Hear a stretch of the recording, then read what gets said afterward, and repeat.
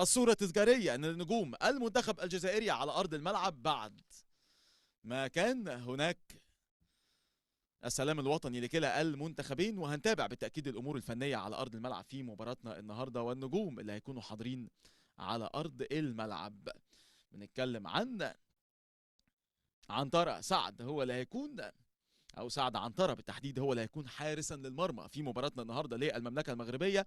نجم الرجاء البيضاوي المغربي في المواجهة أمام المنتخب الجزائري، واللي هيكون حارسا للمرمى في المباراة محمد القوبي في التشكيلة للمنتخب الجزائري. كابتن وقائد كلا المنتخبين فاز بالقرعه واختار المكان، هيكون على يمين ملعب المباراه في الشوط الاول بزي الابيض الكامل منتخب المملكه المغربيه، واللي هيكون مع الكوره وعلى شمال ملعب المباراه بالزي الاخضر الكامل منتخب الجزائر على شمال ملعب المباراه في اجواء واحداث الشوط الاول من عمر هذه على ارض الملعب. شوف هنا امامنا ال1-2 في محاوله التقديم على طيران الراجل، هنطمع هنتابع على ارض الملعب.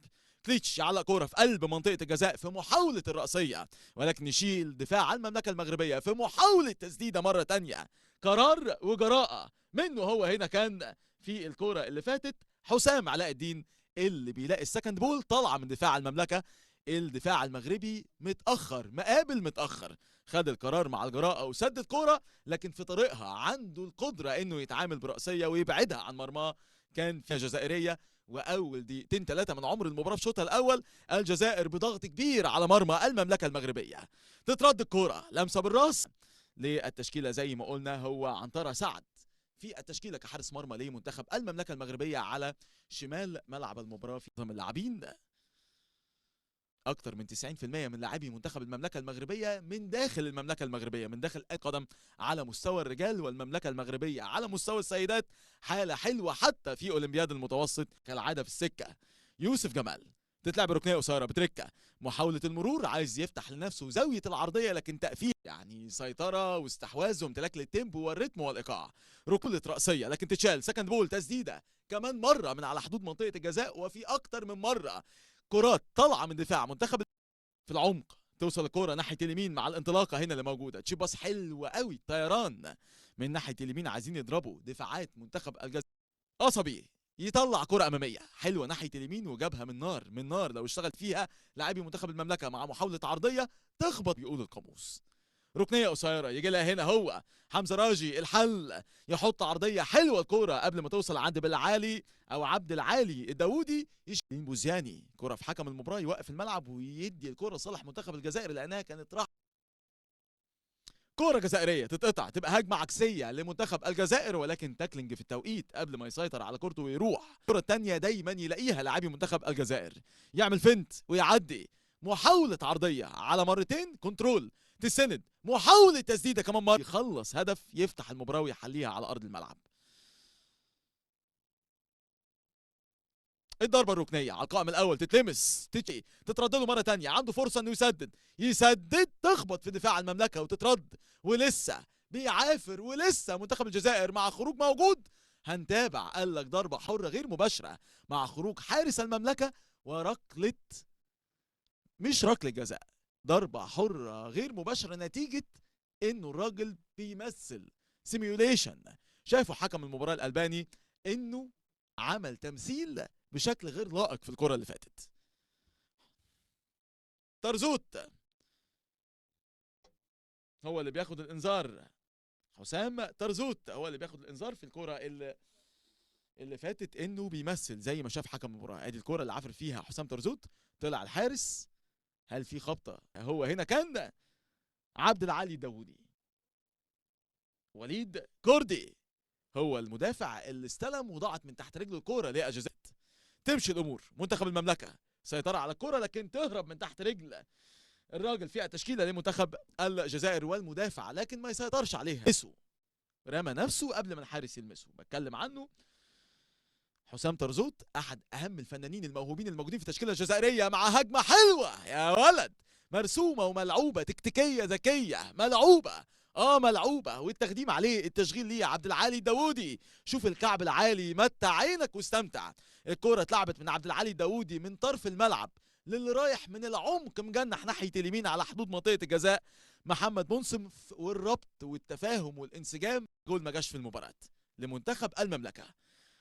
من عبد العالي داوودي تضيع، بقت هجمة عكسية. منتخب الجزائر كان في بداية المباراة هو اللي مسيطر ومستحوذ واكثر ضغطا على منتخب المملكة المغربية. دلوقتي يروح هو هنا كمان مرة حسام ترزوت، لكن تتقطع. بقت الهجمة العكسية للمملكة المغربية. خطير ده، خطير ده، انفراد، لكن يا ولد يا ولد على التاكلينج اللي معمول من دانيال الياس. زي ما الكتاب بيقول، مدافع من عيار تقيل، مستقبل لكرة القدم الجزائرية. تشيب باس ولا اجمل. ظهير ايمن لكن بشماله حمزه ابو هادي حط الكوره في اجمل صوره. خدم على طيران الجوهره حمزه راجي اللي استلم كورته، تاخر ولو جزء من الثانيه، كلفه التاكلينج اللي اتعب.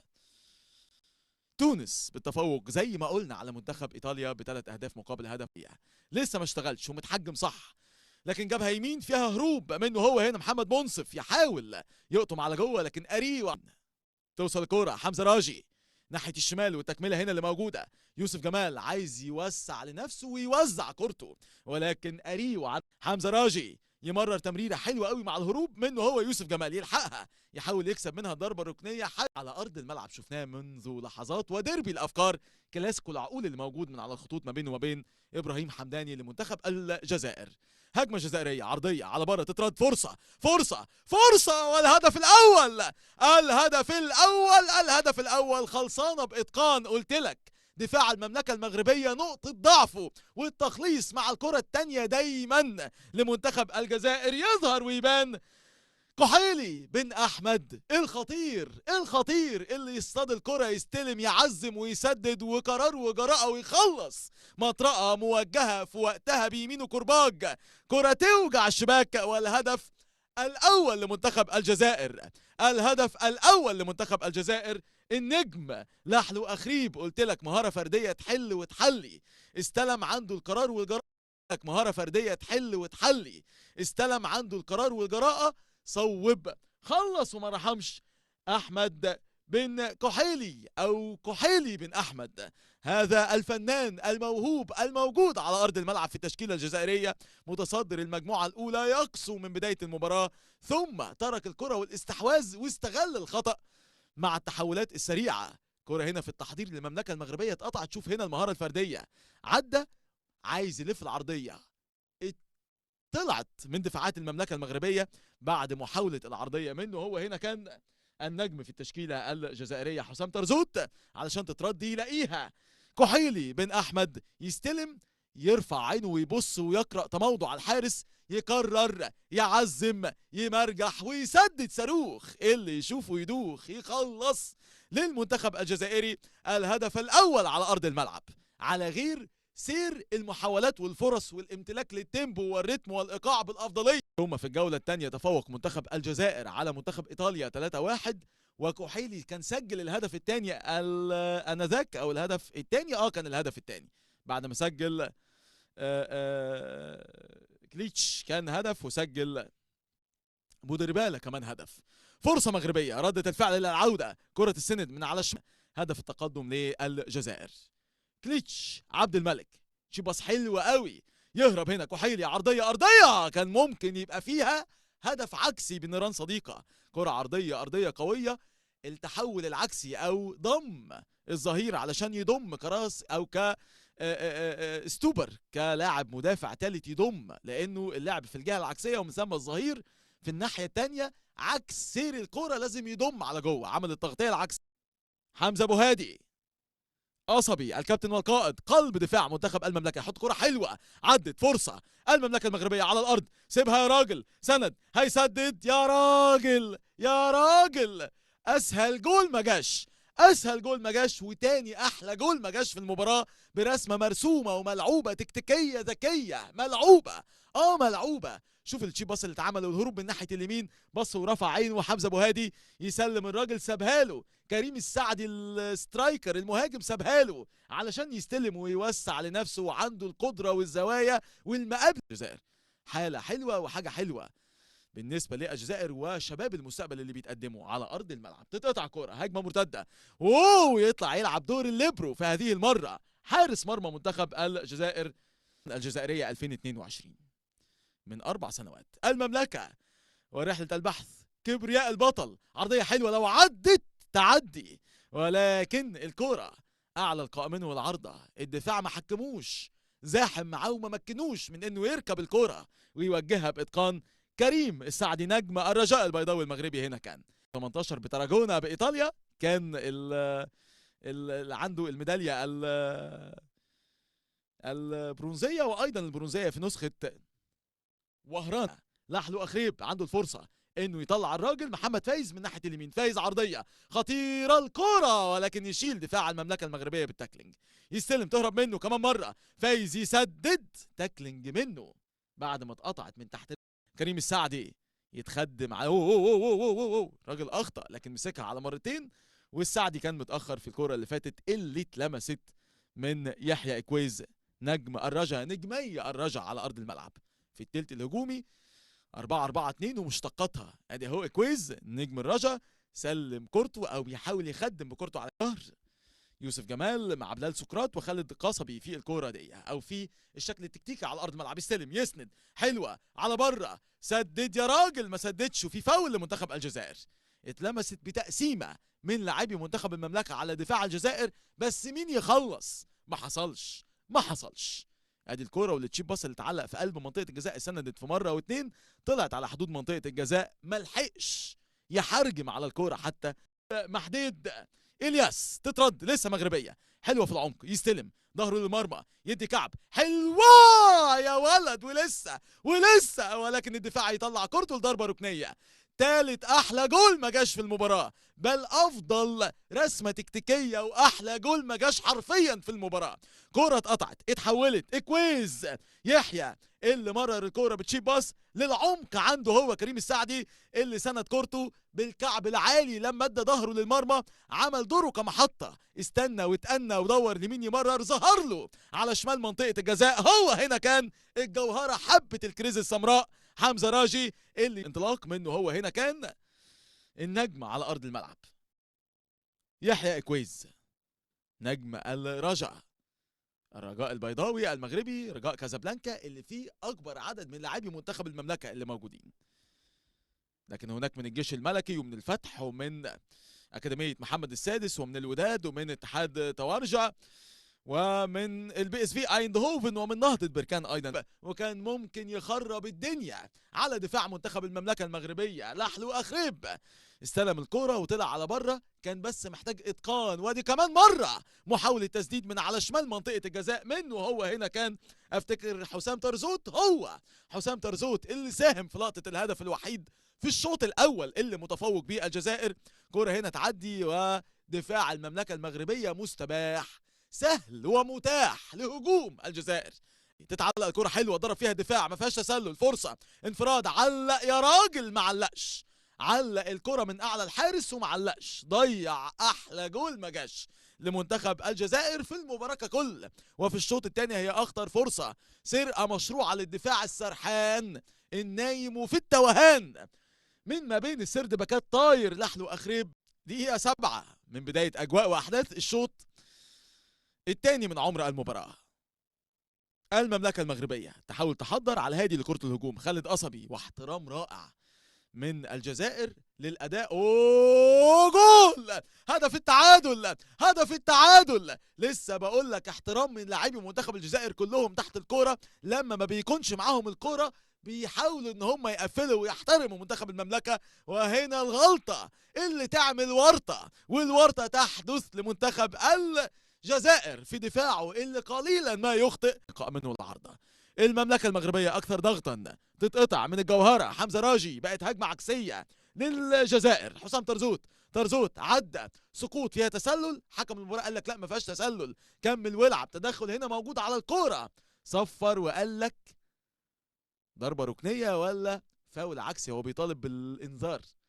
في الشوط الأول مثل، قال لك بيمثل مين؟ حسام ترزوت، يروح بنفسه ولنفسه ويعلق كوره في قلب منطقه الجزاء حلوه لكن يطلع اعلى واحلى من الكوره الحلوه اللي اتعلقت في قلب منطقه الجزاء. القوبي محمد حارس مرمى منتخب الجزائر، تمشي كوره تدخل الشمال، الهجمه الجزائريه تشيب باص حلوه قوي، الطيران موجود، فرصه حسام ترزوت واحد على واحد يكلفت الراجل، خطيره فرصة، محاولة جزائرية، حط العرضية لكن في السكة. اريو عارف اللي مسكها باتقان. وادي هجمة مغربية، فرصة خطيرة، هيسدد، جنح، عزم، حط عرضية ارضية، عدت الكل ولكن يشيل دفاع الجزائر. هجمة من هنا، هجمة من هناك، تتحول امامية، كورة في القلب، تترد، لمسة حلوة، لو عدت كان هيروح عبد الغفور جراري، ولسه وعلى مرتين لكن يشيل الحارس دراجي. لا، علقها في قلب منطقة الجزاء، تتلمس على القائم الثاني. يا راجل يا راجل، يضيع خامس احلى جول ما جاش. بيا واحد، هجمة جزائرية، يغير الاتجاهات صلاح الدين بوزياني ويبدا يربط ما بينه وما بين البديل محمد بودربالة. حلوه الكوره، غير اتجاهات، هيسدد يا ولد، عمل كل حاجه الا انه بس محتاج ظبط زوايا في التوجيه للكوره اللي بصباع رجله الكبير عايز يعملها بسبين، بسكروب، لولبه، بدوران في الهواء، تروح في المقص.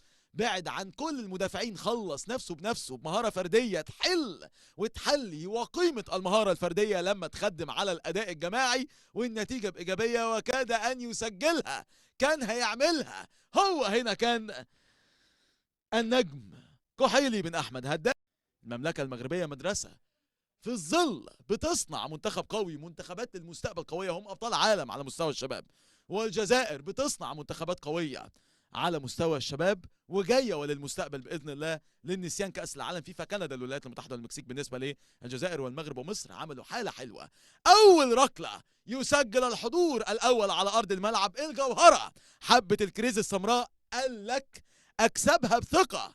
اول ركله ترجيح تكون من افضل لاعبي منتخب المملكه المغربيه، الجناح الطاير متخصص سرعات ومراوغات وتسديدات وفعال وعالي الجو معاه. اول ركله ترجيحيه تكسب الثقه للمملكه. او الركله الاولى للجزائر، كحيلي بن احمد. كل منتخب، كل مدير فني اختار افضل لاعبيه، اكثرهم ثقه واكثرهم مهاره انه يكون داخل على اول ركله من اجل كسب الثقه للي بعده. التحدي الفردي ما بينه وما بين عنترة سعد. كحيلي، لكن عنترة يتعملق هذا العنترة، شايل سيفه وسيفه في ايده وفي ايده سلاح، هو المفتاح، يتصدى للكرة وفي اجمل صورة، اريه وعارف اللي بيفكر فيه. عنترة يتعامل، سعد يسعد جمهور المملكة ويتصدى للكرة الاولى وفي اجمل صورة امام كحيلي بن احمد. القمر هنا سجل، القمر هنا ما سجلش. المملكة تبحث عن الهدف الثاني للتعزيز ولسه بدري في ركلات الترجيح. يجيلها محمد منصف نجم الوداد، سجل حمزة راجي نجم الوداد الركلة الأولى، ويجيلها محمد منصف نجم الوداد في الركلة الثانية. والتحدي الفردي ما بينه وبين كوبي. يا ولد بهدوء وبثقة الكبار، صغير السن كبير القيمة، معلم منه الصغير والكبير يتعلم. محمد منصف ينصف الكرة المغربية في الركلة الثانية وبإتقان على شمال محمد الكوبي الكرة هنا، والتخليص كان منه هو محمد منصف. الركلة الثانية بنجاح. إذا 2 من 2، المملكة تتفوق، والركلة اللي جاية مهمة للجزائر. الأخضر يبحث عن الظهور الفعلي في ركلات الترجيح. عنترة، سعيد وأسعد جمهور المملكة في الركلة الأولى، تقيله مش سهل.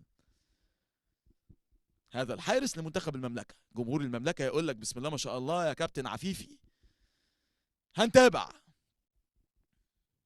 البديل، مسلم أناتوف حطها في نص المرمى، والله كان هيصطادها برجله عنترة سعد، ولكن الهدف الأول مسلم أناتوف يسجل حضوره على أرض الملعب البديل في نهاية أحداث الشوط الثاني كأداة هجومية في التشكيلة الجزائرية، ينفذ ركلة الترجيح بإتقان وتقنية عالية في نص المرمى، اترمى على اليمين بالتوقع، عنترة سعد خلصها بإتقان. مسلم أناتوف هو هنا كان هدف أول من ركلتين المنتخب الجزائري. أنس بن عمر المملكة يسجل حضوره بفعاليته اللي تخليه ملك حتته، هو هنا أنس حيد مسلم أناتوف للجزائر.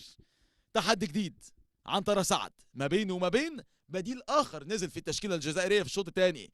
محمد بودربالة حط الكره في نص المرمى برضو مايله ناحيه الشمال وكان هيجيبها. نجم المملكه المغربيه هو اللي هينفذ ركله الترجيح الرابعه في المرمى الجزائري امام محمد الكوبي الحارس للجزائر. هنتابع التحدي الفردي. عبد الغفور كوراري، عبد الغفور كوراري على الهادي يا راجل، بتعمل ايه؟ حطها على المستريح وبزياده شويتين ثلاثه، ما تمشيش مع الكوبي دي. الراجل عمل تراي وكانه في تمرينه واقل من تمرينه. حارس المرمى يجيب الكره باريحيه، اتردد في اكتر من مره وبعدين حطها ببطن رجله. لو حطيتها في طفل هتبقى اقوى من كده. غفور كوراري والجزائر على اعتاب التعادل، يحط الكرة يا ولد، مطرقة موجهة في وقتها بيمينه كرباج، كرة توجع الشباك. والهدف الثالث لمنتخب الجزائر من ركلات الترجيح، الرابعة من ركلات يضيعوا واحدة ويسجلوا ثلاثة، ويظهر ويبان صلاح الدين بوزياني من اللاعبين اللي استمروا من بداية المباراة يسجل ويمحو ذاكرة سلبية من قحيلي بن أحمد اللي ابتدى المباراة وكمل وهو الوحيد اللي ضيع، يبقى سجل الأفريقية. كرة تتصوب يتصدى، التانية على التوالي من تصدي، كسب الثقة وراح فيها. حمزة ابو هادي يضيع، نجم الفتح ومنتخب المملكة يضيع علشان يتصدى محمد الكوبي محمد الكوبي كمان وكمان. عملاق اخطبوط يقود الجزائر نحو الأفضلية ولسه الضربة اللي جاية. هنتابع على أرض الملعب. شوف هنا فريش نشيط عايش في الأجواء، تحركه وحركيته تخليه على الخط ملك حتته. يدي ثقة لنفسه وللاعبيه ويهز ثقة من هو جاء للتسديد. وحمزة ابو هادي ضيع. الآن الجزائر على الأعتاب. الآن محمد فايز جاي عايز يبقى دايس، والتحدي ما بينه وما بين عنترة سعد. فايز الظهير، محمد فايز يخلي الجزائر هو المنتخب الفائز على أرض الملعب في المواجهة أمام المملكة المغربية. خلصانة جزائرية، خلصت 4-3. الأفضلية للجزائر، يفوز الجزائر على المملكة المغربية ويحسم نصف النهائي الثاني في نهائيات كرة القدم على مستوى الرجال بأولمبياد المتوسط بعد ماراثون التعادل الإيجابي 1-1 في 90 ما بين المنتخبين. المملكة قرب لكن الوضع اتعقرب على المملكة المغربية في ركلات الترجيح، والنجم هو الكينج اوف ذا ماتش، الراجل اللي امامنا ده، هذا الاخطبوط البرج الجزائري محمد الكوبي تصدى الركلتين بينما واحده لم تشفع لعنترة سعد حارس مرمى المنتخب.